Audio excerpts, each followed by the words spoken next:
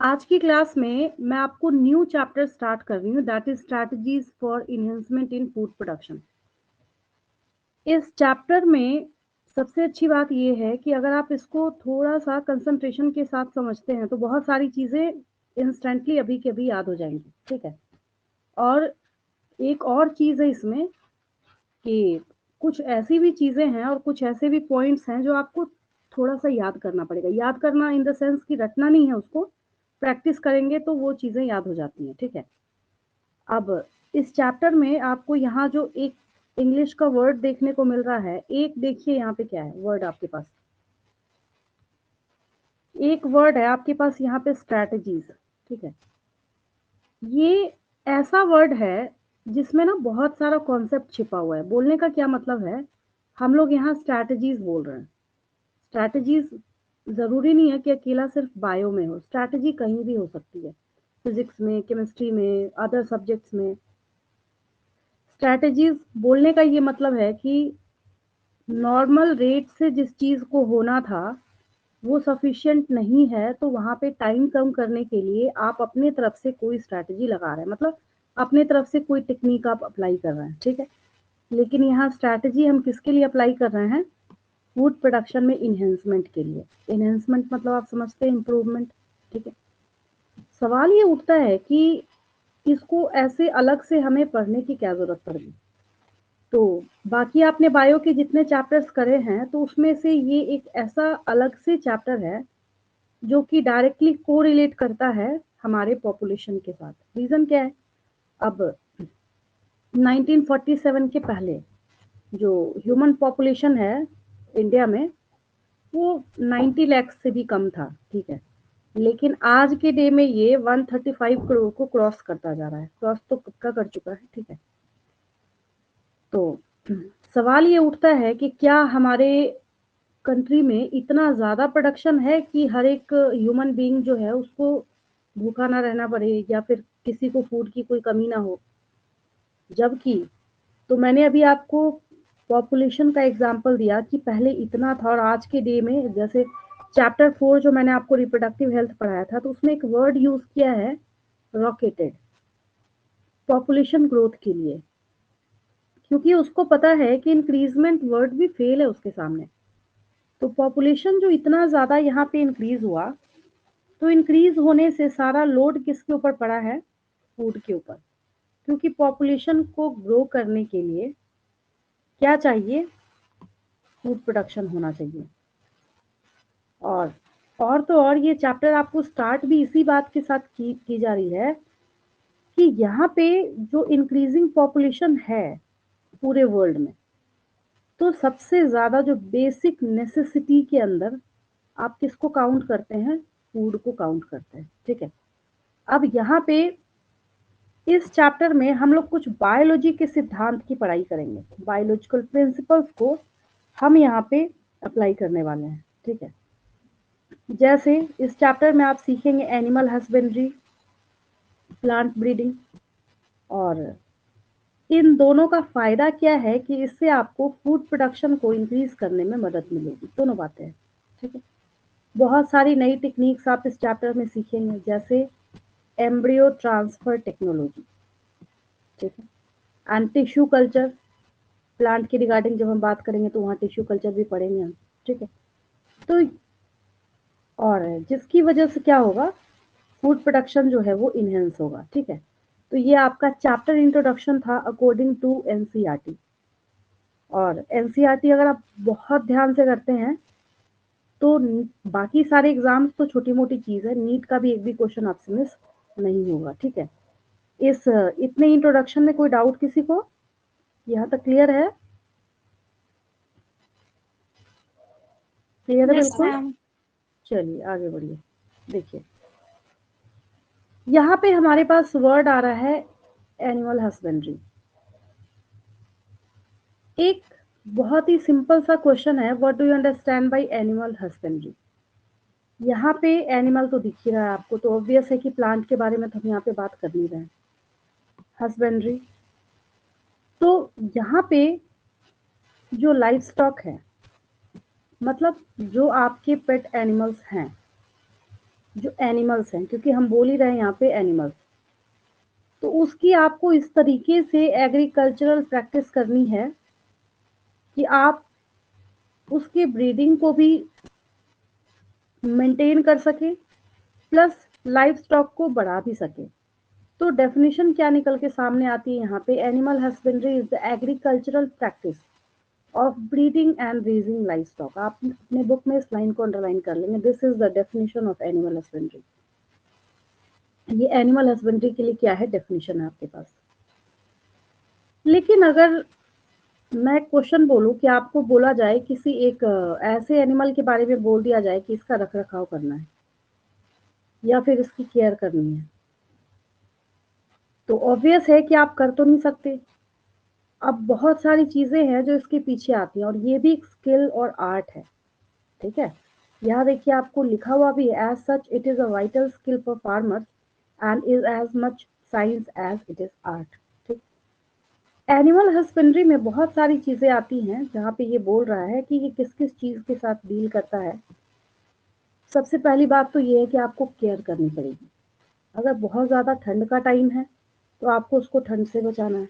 अगर बहुत ज़्यादा गर्मी हो रही है तो आपको इस चीज़ का ध्यान रखना है कि ऐसा ना हो कि गर्मी ज़्यादा होने की वजह से उसको डिहाइड्रेशन हो जाए, ठीक है। और क्या आपको यहाँ पे ध्यान रखना है, breeding of life stock like buffalo, ठीक है।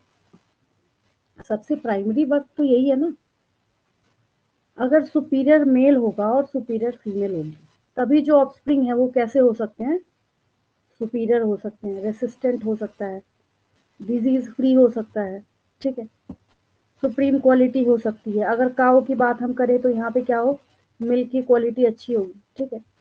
तो इसमें कौन कौन सी चीजें आती हैं, बफेलोज हैं, cows, pigs, horses, cattle, sheep, camel, goat, ये सारी चीजें आती हैं, ठीक है, that are useful to humans. कभी आपने सुना है किसी को कि हाँ भाई उसने शौकिया आपने घर में क्या किया, एक टाइगर को पाल रखा है, ऐसा तो सुना ही नहीं होगा आपने।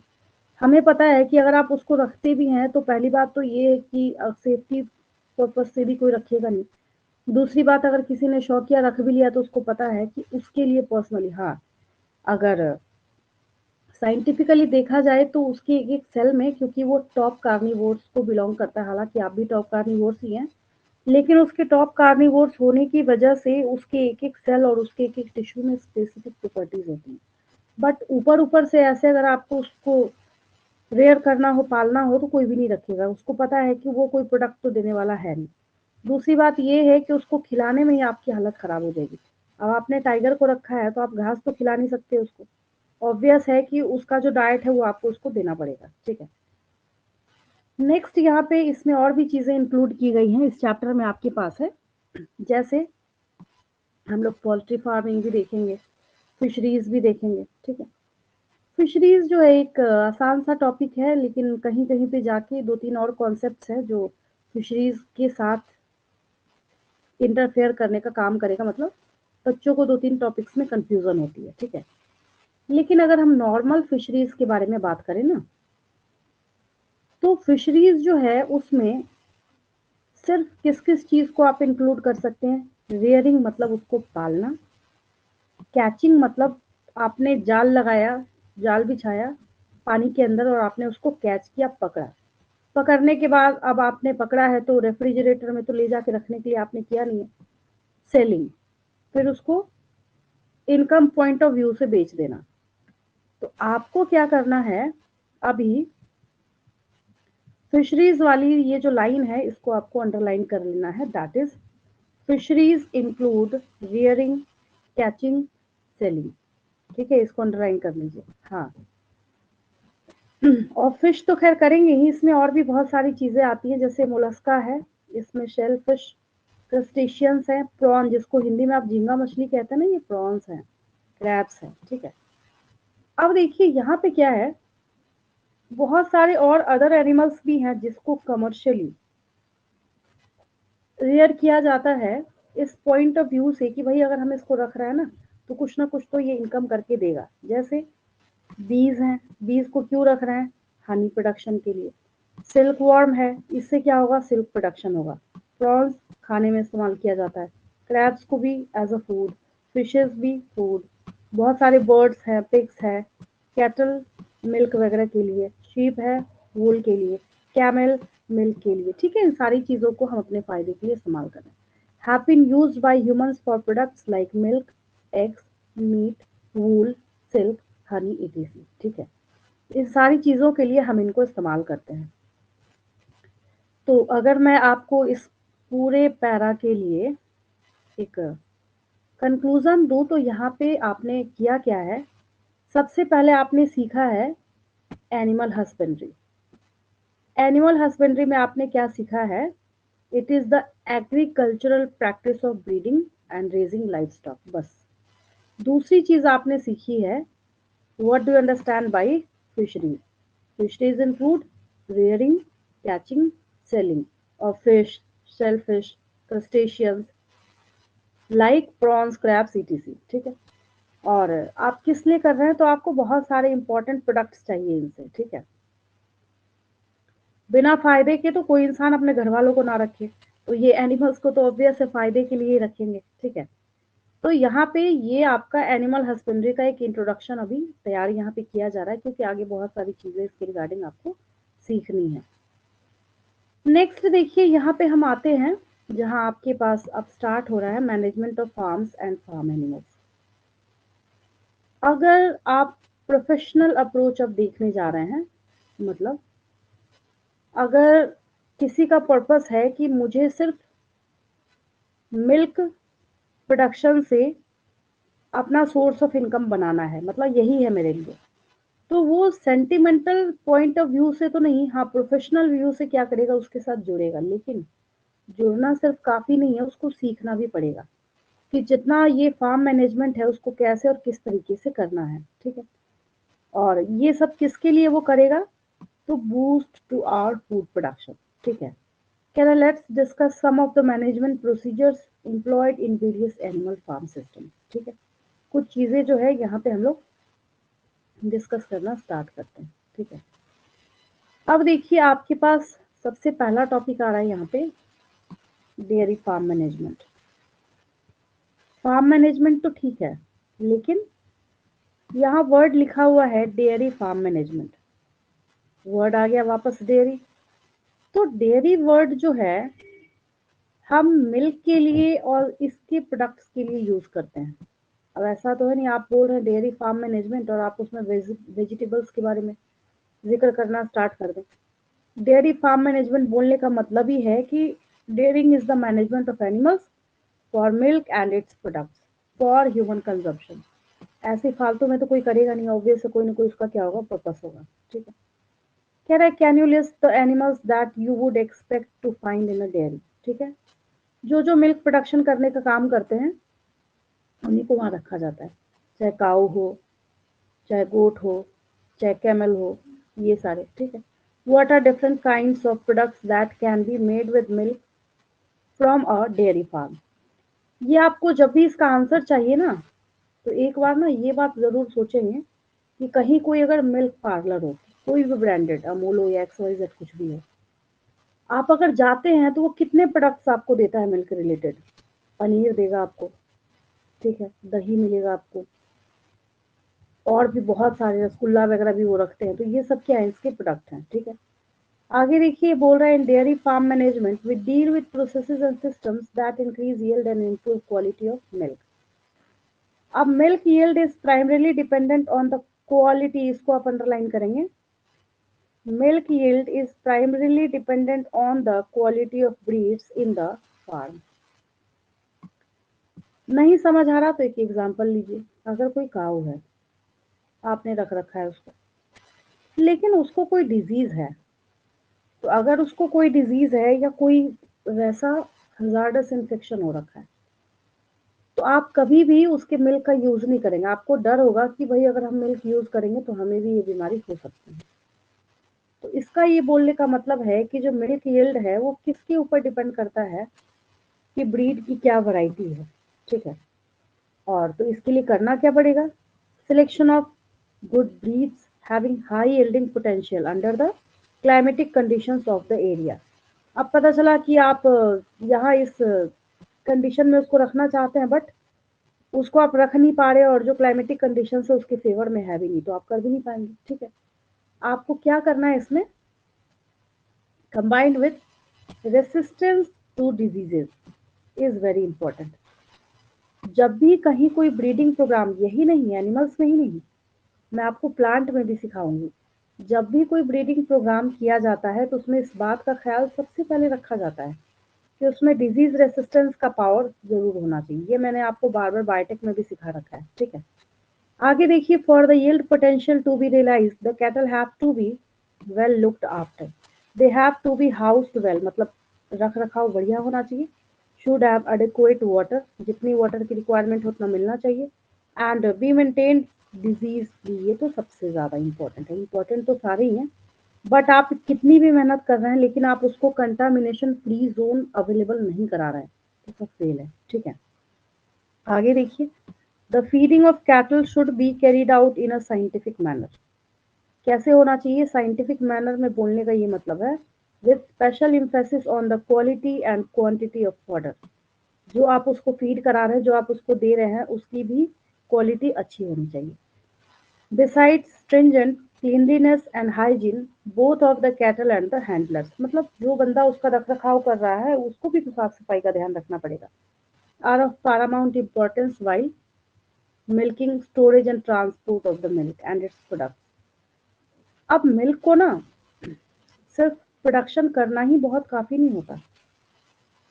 अब जैसे इतनी बड़ी बड़ी इंडस्ट्रीज होती हैं, जैसे अमूल है, वो पूरे ऑल ओवर इंडिया में मिल्क को सप्लाई करने का काम करता है। ठीक है, तो ऑब्वियस है कि जब वो सप्लाई करने का काम कर रहा है तो जगह जगह से जहाँ पे प्रोसेसिंग होती है, पैकेजिंग होती है, तो वहां तक ट्रांसपोर्ट होके जाता तो होगा। और मिल्क जो है काफी डेलिकेट प्रोडक्ट है, थोड़ा भी कंटामिनेशन हुआ तो इसको खराब होते टाइम नहीं लगता। ठीक है, प्लस दूसरी बात है, जब आप ट्रांसपोर्ट करके ले गए तो उसका स्टोरेज कैसे करना है, इस चीज का भी आपको ध्यान रखना पड़ेगा। इसके प्रोडक्ट्स भी काफी डेलिकेट होते हैं, उनको भी बहुत सावधानी से रखना पड़ता है, तुरंत खराब हो जाते हैं।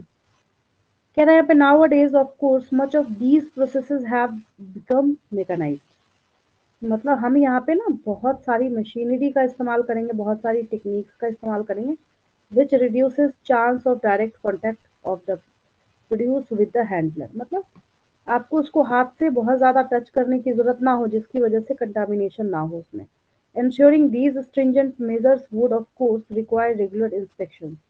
With proper record keeping, it would also help to identify and rectify the problems as early as possible. अब ये लास्ट पॉइंट जो यहाँ पे आपको इस पैरा में दिख रहा है ना, regular visits by a veterinary doctor would be mandatory, ये किसी भी चीज का फार्म मैनेजमेंट में आपको पढ़ाऊंगी ना, सब में लिख सकते हैं आप, किसी भी चीज में। ये सारे जो पॉइंट आपको दिख रहे हैं कि वहाँ पे ये सफाई का ध्यान रखना चाहिए, हाइजीन का ध्यान रखना चाहिए, जो हैंडलर है और जो कैटल है उसको भी साफ सफाई का ध्यान रखना चाहिए, तो ये सारे पॉइंट्स जो है ना, ये ऐसे की पॉइंट्स हैं जो किसी भी फार्म मैनेजमेंट में आप बहुत इजीली इसको क्या कर सकते हैं, लिख सकते हैं। ठीक है, यहाँ तक इस पैरा में कोई दिक्कत किसी को?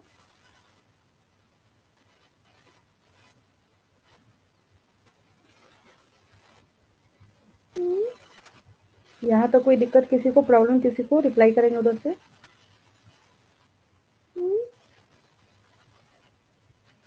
नहीं। चलिए आगे बढ़ते हैं। अब हमारे पास नेक्स्ट टॉपिक आ रहा है, that is poultry farm management. ठीक है, इसको देखते हैं हम लोग।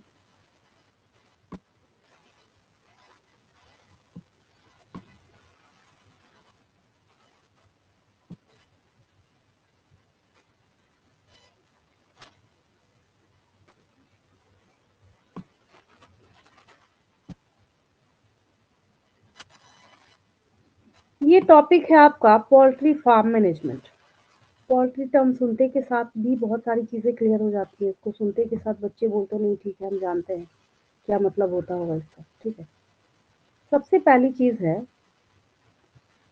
कि यहाँ पे जो फॉल बर्ड्स जो है, जिनको आप डोमेस्टिक बर्ड्स की तरह रेयर कर सकते हैं। ठीक है, किस लिए? फॉर फूड और फॉर देयर एग्स। दो ही पर्पस है, तीसरा कोई पर्पस तो है नहीं। चाहे तो डायरेक्ट उसको खाने के लिए या फिर उसके एग्स के लिए, ठीक है।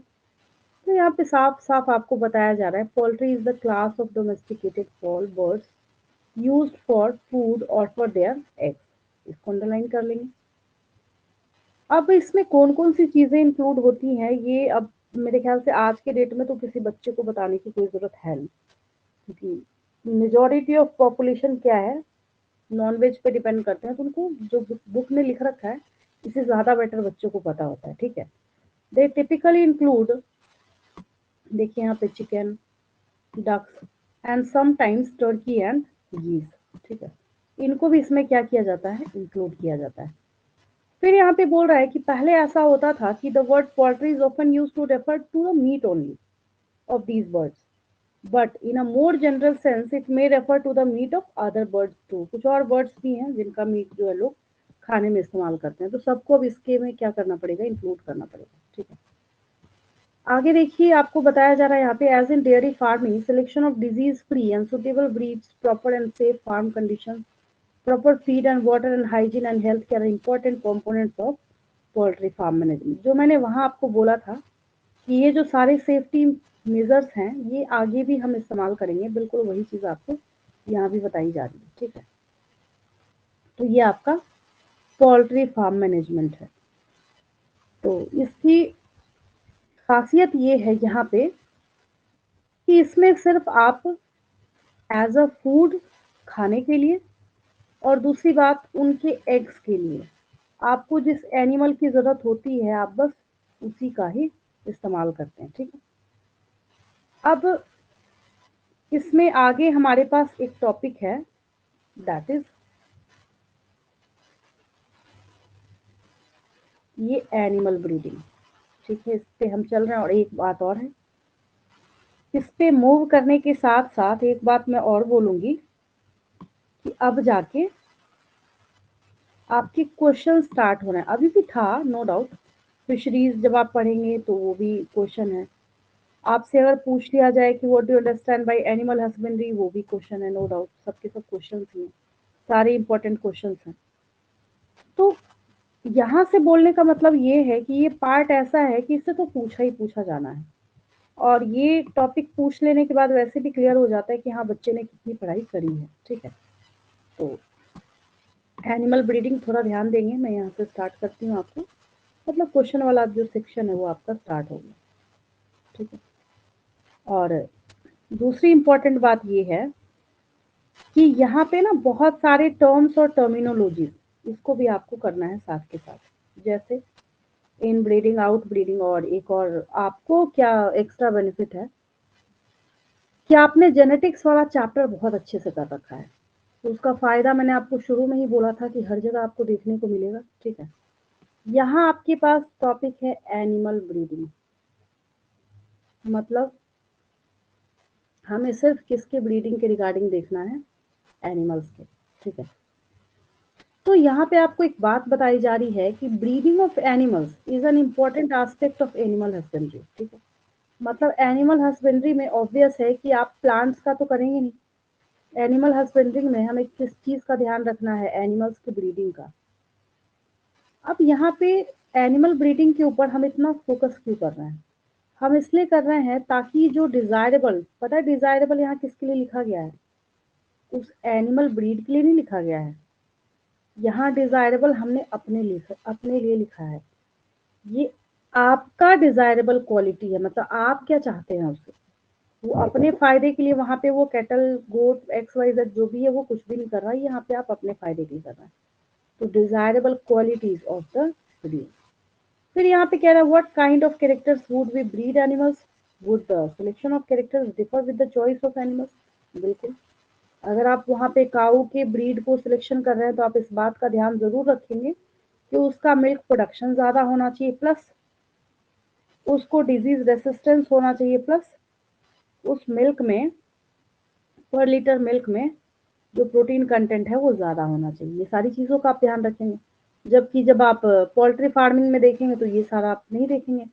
तो सही में जैसे जैसे आप यहाँ पे एनिमल का चॉइस बदलते जाएंगे वैसे वैसे वो गुण भी बदलेंगे जिसको आप उसमें ढूंढना चाहते हैं, ठीक है। फिर यहाँ पे क्वेश्चन ये राइज होता है कि आखिर ये बार बार ब्रीड ब्रीड ब्रीड टर्म बोला जा रहा है, इसका मतलब क्या है। तो देखिए ये ब्रीड की डेफिनेशन है।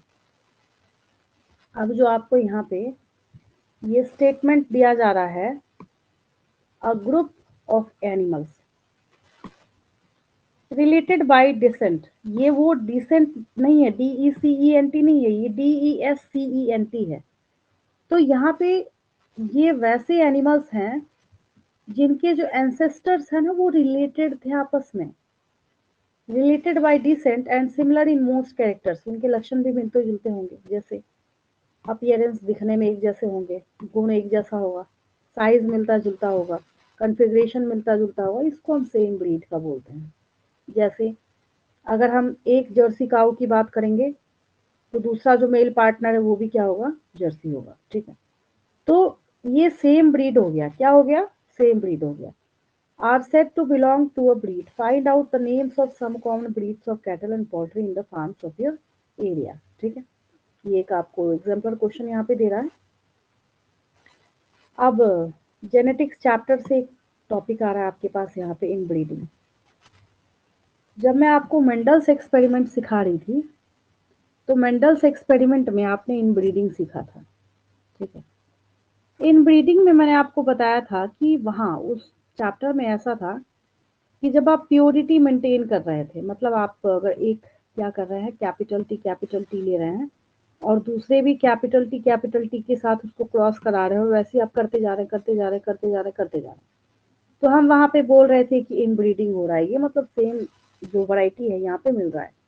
यहाँ पे इतना ज़्यादा मिलता जुलता तो नहीं है, लेकिन हाँ, एनिमल ब्रीडिंग के केस में अगर दो सेम ब्रीड के बीच में ब्रीडिंग करा दिया जाए, इंटरब्रीड करा दिया जाए, इसको हम इनब्रीडिंग कहते हैं। Underline this line, when breeding is between animals of the same breed, it is called inbreeding. क्या कहते हैं हम लोग इसको, इनब्रीडिंग।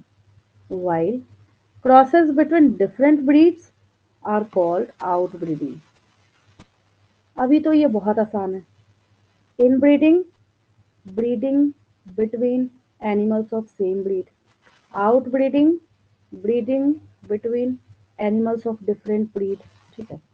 तो एक आपका इनब्रीडिंग हो गया, दूसरा आपका क्या हो गया, आउट ब्रीडिंग हो गया। अभी तो काफी आसान है, इसमें तो खैर कोई डाउट होगा नहीं, बहुत आसान सा पेज है ये, ठीक है। यहाँ तक कोई दिक्कत किसी को,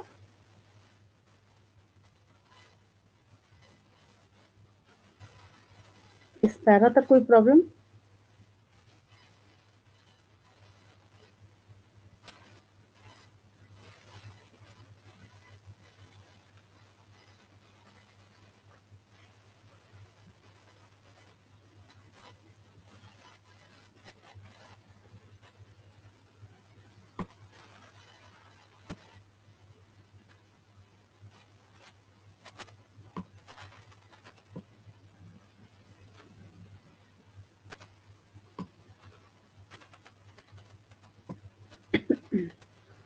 चलिए इसके आगे बढ़ते हैं हम लोग।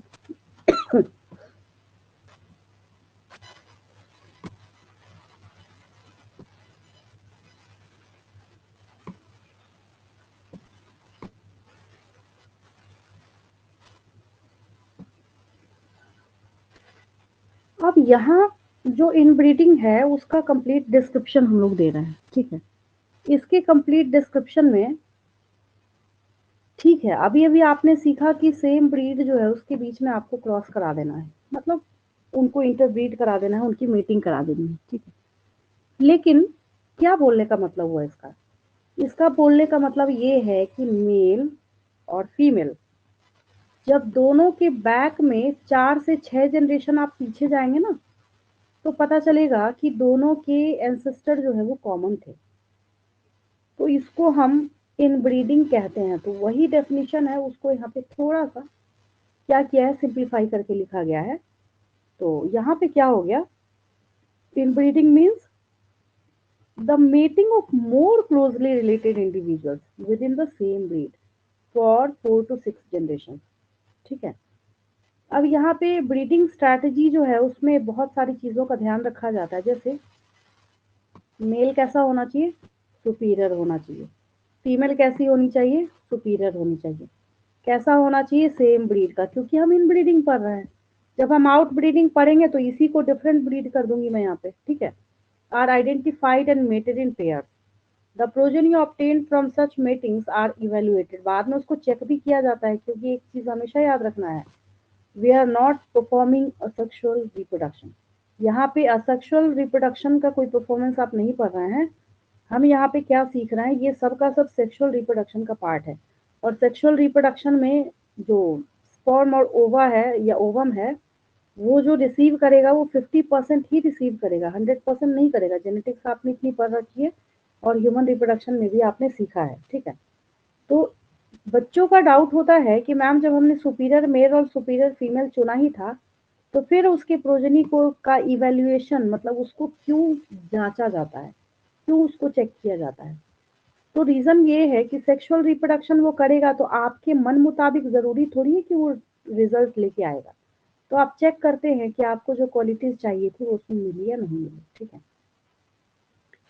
तो सुपीरियर मेल और सुपीरियर फीमेल जो है, इसमें आप पहले सिलेक्ट करते हैं, फिर उसको मीट कराते हैं, ठीक है। A superior female in case of cattle is the cow or buffalo that produces more milk per lactation, मतलब आप वैसी फीमेल चुनिए जिसका मिल्क का जो प्रोडक्शन है वो बहुत ज्यादा है, ठीक है। On the other hand, a superior male is the bull which gives rise to superior progeny, मतलब स्ट्रॉन्ग प्रोजेनी प्रोड्यूस कर सके, डिजीज रेसिस्टेंस पावर अच्छा हो, क्वालिटी अच्छी हो, as compare to those of other males. कह रहे हैं पे try to recollect the homozygous pure lines developed by Mendel as discussed in chapter 5। Genetics में मैंने आपको होमोजाइगस बताया था, कैसे भी मैंने आपको एग्जांपल दिया, कैपिटल टी का, ठीक है। तो ये बनाया किसने था, ये मेंडल साहब ने बनाया था, ठीक है। फिर यहाँ पे similar strategies used for developing pure lines in cattle as was used in case of peas, मटर में जैसे आपने यूज किया था। लेकिन यहाँ पे खतरनाक बात क्या है, इनब्रीडिंग इंक्रीजेस होमोजाइगोसिटी, मतलब ज्यादा से ज्यादा ये क्या करेगा, प्योरिटी को मेंटेन करने का काम करेगा।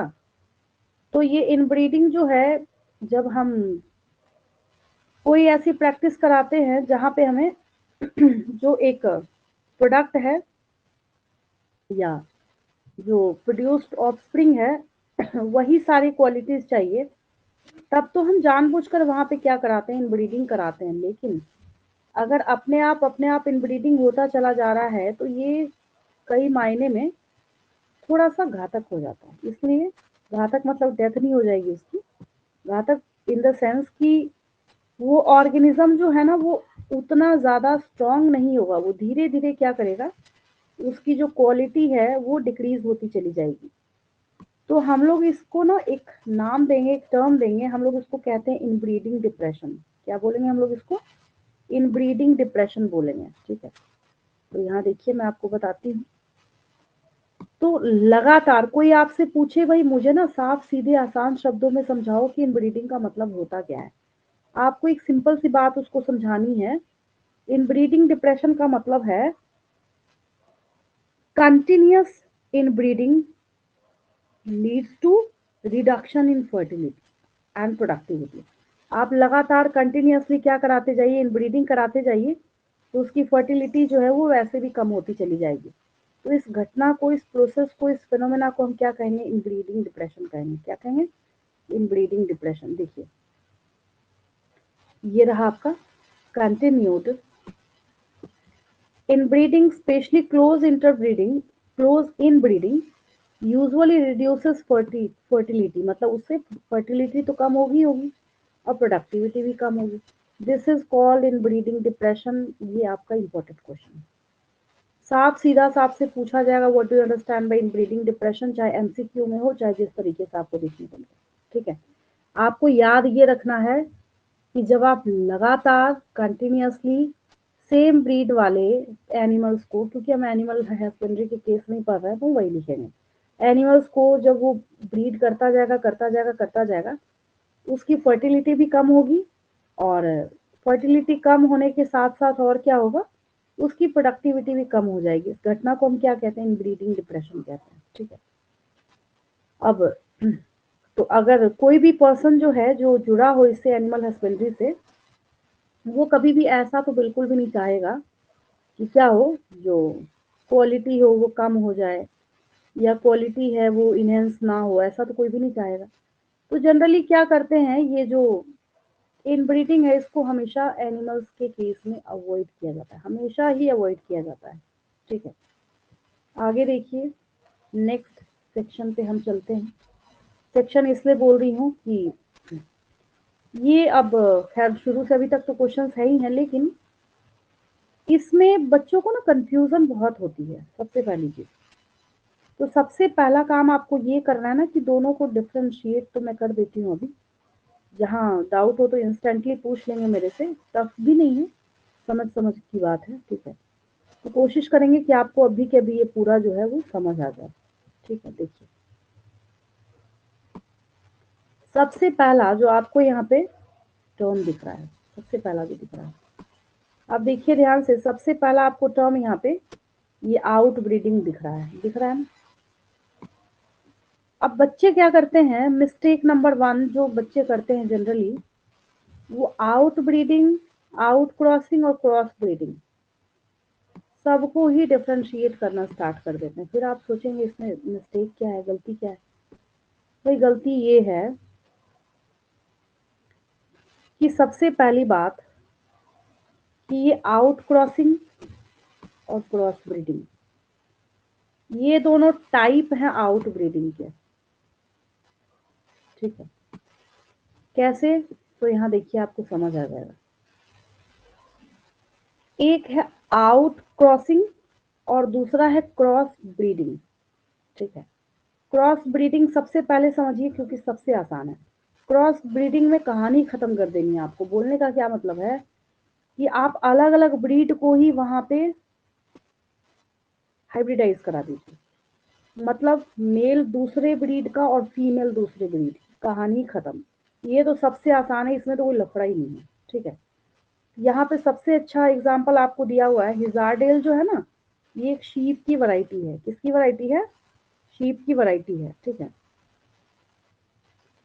तो ये हिजारडेल जो है इसको कैसे प्रोड्यूस किया गया है, तो इसको ना पंजाब में बनाया गया था और इसको बीकानेरी ईव्स और मरीनो रैम्स की क्रॉसिंग के बाद, मतलब उसमें इंटरब्रीड कराने के बाद इसको बनाया गया है। तो आपको नाम से ही अब यहाँ पे ये तो किसी भी बच्चे को समझ आ जाएगा, ये जो बीकानेरी ईव्स है और जो मरीनो रैम्स है, ये दोनों के दोनों क्या है, अलग अलग ब्रीड है। ठीक है, तो इसमें इसका जब एग्जाम्पल आप याद रखते हैं ना, तो याद रखने के बाद किसी बच्चे को ये डाउट तो होगा ही नहीं कि भाई जो ये क्रॉस ब्रीडिंग है, आउट क्रॉसिंग है, इन ब्रीडिंग है, इन सब में डिफरेंस क्या है, फर्क क्या है। तो उसको ये दूर करने के लिए सबसे पहला काम आपको क्या करना पड़ेगा, जो एग्जाम्पल है आपको उसको याद रखना पड़ेगा। ठीक है, दोनों अलग अलग वैरायटीज हैं।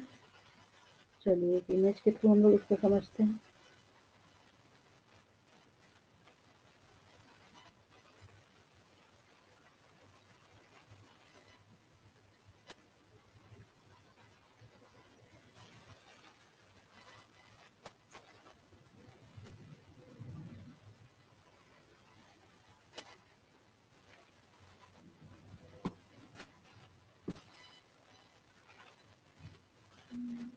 देखिए ये एग्जाम्पल याद रखना मस्ट है, नीट में भी कई साल पूछा जा चुका है। आप अपीयरेंस देखेंगे आपको पता चल जाएगा मैं क्या बोलना चाह रही थी इतने देर से। ये देखिए, जो काम मेरा आधे घंटे का लेक्चर नहीं कर सकता वो मेरे ख्याल से ये इमेज तो कर ही सकता है। ठीक है, यहाँ पे आपको ना साफ साफ दिख रहा है ये बीकानेरी ईव है, ये अपीयरेंस टोटली अलग है। यहाँ पे ये मरीनो रैम है, तो अलग अलग तरह के दिख भी रहे हैं। इनको ब्रीड कराने के बाद ये जो शीप यहाँ पे वैरायटी बना है दैट इज हिजार्डल, याद हो गया, इसको याद रखें। क्या इसको देख के आप अपने दिमाग में प्रिंट नहीं कर सकते कि दोनों अलग अलग ब्रीड है, ये तो कोई बच्चा भी देख के बता सकता है कि बोथ आर डिफरेंट। ठीक है, ये अलग है और ये अलग है, टोटली डिफरेंट है ये। तो एक तो सबसे पहले मैंने क्या किया, जो सबसे आसान वाला था वही आपको करा दिया। बोलने का ये मतलब है कि ये जिसमें बच्चे कंफ्यूज करते हैं यही खत्म करना है, यहीं से किस्सा आपको खत्म करना है कि ये जो क्रॉस ब्रीडिंग है यहाँ पे ये क्या है, डिफरेंट डिफरेंट ब्रीड है, ठीक है। अब देखिए आते हैं हम लोग आउट क्रॉसिंग पे। आउट क्रॉसिंग बोलने का क्या मतलब है? सेम ब्रीड है, मैंने क्या बोला था, इसमें तो स्टोरी ओवर है, डिफरेंट ही ब्रीड है, डिफरेंट ब्रीड याद रख लीजिए, क्रॉस ब्रीडिंग, ठीक है। यहाँ पे क्या है, सेम ब्रीड है, नो डाउट। ब्रीड क्या है, सेम है, फिर स्पेशल क्या है इसमें, लेकिन पिछले 4 से 6 जनरेशन में, 4 to 6 जनरेशन तक इसका कोई भी ना कॉमन एंसेस्टर नहीं होना चाहिए। अब जैसे सपोज करें हम कि अगर आप एक साहिवाल काऊ ले, तो एक आपको आपने पंजाब साइड से ले ली और दूसरा आपने बिहार से ले लिया, आपको पता है कि भाई दोनों का एंसेस्टर कभी मैच हो ही नहीं सकता। तो ये क्या हो गया, ये आउट क्रॉसिंग हो गया। क्या हो गया, ये आउट क्रॉसिंग। और यहाँ देखिए ये out crossing plus cross breeding दोनों का जो इंट्रोडक्शन है वो आपको यहाँ पे दिया जा रहा है। Out breeding is the breeding of the unrelated animals, मतलब कहीं से भी उनका रिश्ता नाता नहीं होना चाहिए। Which may be between, which may be लिख दिया ना यहाँ पे, विच मे बी मतलब हो सकता है between individuals of the same breed, चाहे आप सेम ब्रीड में करा लीजिए, but having no common ancestors 4 to 6 generation. क्या हो गया, ये आउट क्रॉसिंग हो गया। आगे, और बिटवीन डिफरेंट ब्रीड्स मतलब क्रॉस ब्रीडिंग। ये देखिए, तो ये ना आउट ब्रीडिंग के ये दो टाइप हैं, आउट क्रॉसिंग और क्रॉस ब्रीडिंग। बच्चे क्या करते हैं, तीनों को डिफ्रेंशिएट करना स्टार्ट कर देते हैं। अगला क्वेश्चन क्या पूछते हैं कि मैम एक काम कीजिए, तीनों में डिफरेंस बता दीजिए। भाई ये दोनों आउट क्रॉसिंग और क्रॉस ब्रीडिंग जो है, these are the types of outbreeding. ये समझ आया या नहीं आया, रिप्लाई कीजिए उधर से। समझ आया, बिल्कुल क्रिस्टल क्लियर, समझ आया।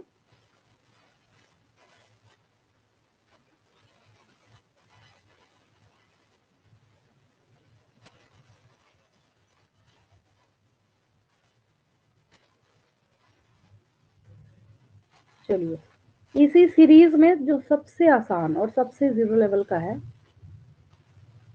सबसे आसान मैं इसलिए बोल रही हूँ कि ये तो सुनते के साथ ना कोई भी बच्चा बोल सकता है, कोई भी बच्चा बता सकता है कि अगर कोई आपको इंटर स्पेसिफिक बोले, क्या बोले, अगर कोई आपको इंटर स्पेसिफिक बोले, तो ये तो 2000% गारंटी है इस बात की कि अच्छा बोलने का मतलब ये हो गया कि आप यहाँ पे जो मेटिंग है वो किसके बीच में देख रहे हैं, यहाँ पे स्पीशीज ही अलग है, लेकिन रिलेटेड होने चाहिए। नहीं रिलेटेड होगा तो भाई कैसे वहां पे मीटिंग करेगा, कॉमन सेंस लगाइए अपना, ठीक है। तो ये आपका एक टॉपिक है, that is interspecific hybridisation, ठीक है, बिल्कुल टोटली अलग है। मतलब उन दोनों से अगर आप इसको कंपेयर करना चाहें, कोई कंपेरिजन तो है ही नहीं। और अगर तीनों के बीच में आपको डिफ्रेंशिएट करना है तो उसमें भी ये कहीं कोई इंटरफेरेंस नहीं करेगा, क्योंकि सबसे आसान सा टॉपिक है बेचारा, जैसा इसका नाम दिख रहा है वैसे इसकी मीनिंग है, ठीक है, ये अच्छी बात है। चलिए ये रहा आपका इंटर स्पेसिफिक हाइब्रिडाइजेशन। तो आपको लास्टली याद क्या रखना है, यहाँ पे male and female animals of two different related species, different है लेकिन रिलेटेड है। अब बिल्कुल ही अलग होगा तो कैसे मेटिंग करेगा। In some cases, the progeny may combine desirable features of both the parents and may be of considerable economic value, जैसे म्यूल है। तो म्यूल कैसे प्रोड्यूस होता है, यहाँ पे ये हॉर्स और डोंकी के ब्रीडिंग से प्रोड्यूस होता है। यहाँ पे आपसे एग्जाम्पल क्वेश्चन भी पूछ रहा है, do you know what cross leads to the production of mule, ठीक है। तो आप आंसर कर लीजिए, यहाँ पे हॉर्स और डोंकी के क्रॉसिंग के बाद क्या प्रोड्यूस होता है, म्यूल प्रोड्यूस होता है, ठीक है। इसके आगे की एक्सप्लेनेशन जो है वो मैं आपको नेक्स्ट क्लास में करूंगी, उसके पहले मुझे रिप्लाई कर देंगे यहाँ तक क्लियर है सबको, यहाँ तक क्लियर है बिल्कुल।